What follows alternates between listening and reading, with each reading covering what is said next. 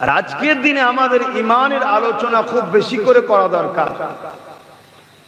কেন পুরো পৃথিবী জুড়ে নতুন করে আবার ফেরাউন, আবার নমরুদ, আবার সাদ্দাত, আবার আবু জেহেল, আবার উতবা সাইবারা সব মাথা চাড়া দিয়েছে।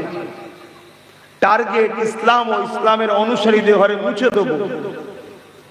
কেউ মসজিদ ভেঙে ফেলছে, কেউ মসজিদে তেরপল দিয়ে ঢেকে দিচ্ছে, কেউ মসজিদের সামনে গিয়ে সারা দুনিয়ায় নাচার জায়গা নেই মসজিদের সামনে নাচছে, কেউ কোরআনকে ক্রিটিসাইজ করছে, কেউ কোরআনকে অপমান অপদস্থ করছে, কেউ আল্লাহর বিরুদ্ধে নানা রকম লাইটিং করছে, কেউ রাসূলুল্লাহর কার্টুন তৈরি করছে।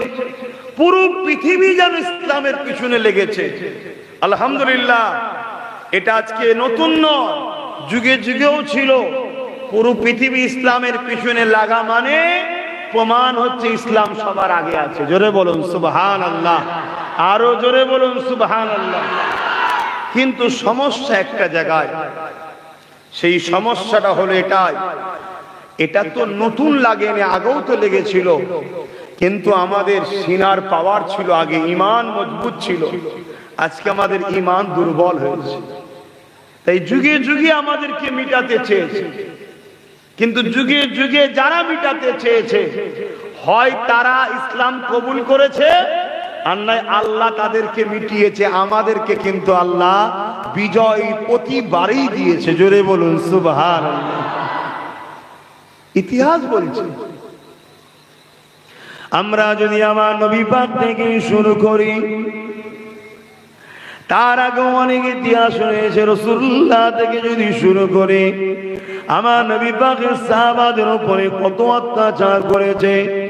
আমার নবী পাকের সাহাবারা যখন জুলুমের দল ছেড়ে দিয়ে, অন্যায় অত্যাচারের রাস্তা ছেড়ে দিয়ে, ভুল রাস্তা ছেড়ে দিয়ে আমার নবী পাক যখন মেসেজ দিলেন, বাবারা তোমরা এক আল্লাহর দাসত্ব করে নাও, জমিনের উপরে ফিতনা করো না, হিংসা করো না, জুলুম করো না, খুন করো না, মানুষের উপরে অত্যাচার করো না।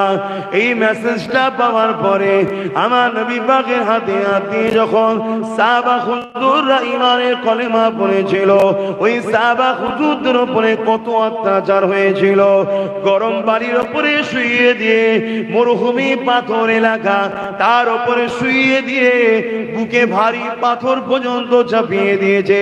কাউকে কাউকে ঘোড়ার সঙ্গে পায়ের সঙ্গে দড়ি বেঁধে দিয়ে ওই ঘোড়াকে ছুট করিয়ে পিঠে চামড়া গুঁড়ো পর্যন্ত গুটিয়ে গুটিয়ে কাঁধের কাছে জড়ো করে দিয়েছে। কাউকে কাউকে রড গরম করে মুখে ছেঁকা দিয়েছে।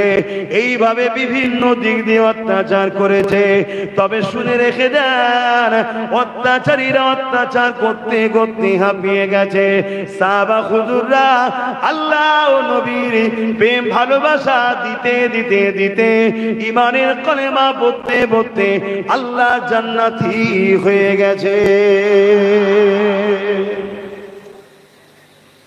তাহলে জুলুম আজকে নতুন নয়, এটা যুগে যুগে হয়েছে। আজকে দেখুন না, পুরো দুনিয়াতে জুলুম হচ্ছে না হয়নি? ওই প্যালেস্তাইনবাসীতে, আমেরিকাতে, চীনেতে, ফ্রান্সে, আজকে আমার দেশে তো জুলুম হচ্ছে না হয়নি বলুন? আরে হ্যাঁ কি না বলুন? না সত্য কথা বলতে ভয় লাগছে, যদি ধরে নিয়ে যায়। দুনিয়ায় ধরা পড়ার যদি ভয় খান, তাহলে আখেরাতে ধরা পড়বেন। দুনিয়ায় যদি ধরা পড়ার ভয়েতে সত্য ছেড়ে দেন, তাহলে আখেরাতে ধরা পড়তে হবে। আর দুনিয়ায় যদি আল্লাহ ছাড়া কাউকে ভয় না খান, দুনিয়াতেও আল্লাহ আমাদের জন্য যথেষ্ট, আখেরাতেও আল্লাহ আমাদেরকে চির শান্তির জান্নাত দেবে। জোরে বলুন সুবহানাল্লাহ। সাহাবা হুজুরদিগকে ধরে ধরে তারা মেরেছে। এমনকি সাহাবা হুজুরদিগকে জিজ্ঞাসা পর্যন্ত করেছে, বলো আল্লাহ ও নবীকে ছেড়ে দেবে কিনা বলো। সাহাবা হুজুররা একটাই কথা বলেছে, আমরা জীবন দিতে রাজি আছি, আল্লাহ ও রাসূল ছাড়তে রাজি নয়।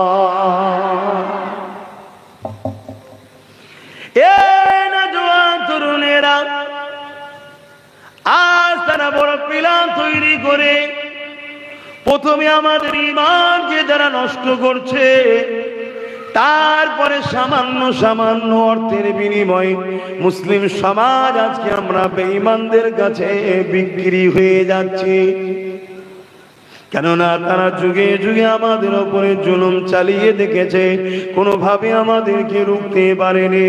এ যুবকের আমার নবী পাকের একজন সাহাবীর কথা বলি শোনে, যিনার নাম হযরতে খাব্বাব রাদিয়াল্লাহু তাআলা। তিনাকে ফারুক আযম একদিন ডাক দিলেন, ও ভাই হযরতে খাব্বাব, শুনেছি আপনি ইসলামের প্রথম সময় ঈমানের কলেমা পড়েছিলেন, আপনার উপরে জালিমরা বড় জুলুম করেছিল। ও হযরতে খাব্বাব, একটুখানি আপনি বলুন কেমন জুলুম আপনার উপরে করেছে? হযরতে খাব্বাব রাদিয়াল্লাহু তাআলা নিজের কোমরের অংশটা দেখাতে লেগেছে। প্রতিটা মানুষকে আল্লাহ নিখুঁত সুন্দর করে বানিয়েছে। এই কোমরের অংশতে আল্লাহ পাক গোশত দিয়েছে, এটা আমাদের মানার। কিন্তু আল্লাহ নবী সাহাবী হযরতে খাব্বাব রাদিয়াল্লাহু তাআলা তিনার কোমরের কোনো গোশত ছিল না। এই দিকে হযরতে ওমর ফারুক বলতে লাগলে, এ নবী পাকের সাহাবী হযরতে খাব্বাব, আপনার কোমরের গোশত নাই কেন? জমিনে এমন মানুষ আমি কাউকে দেখিনি।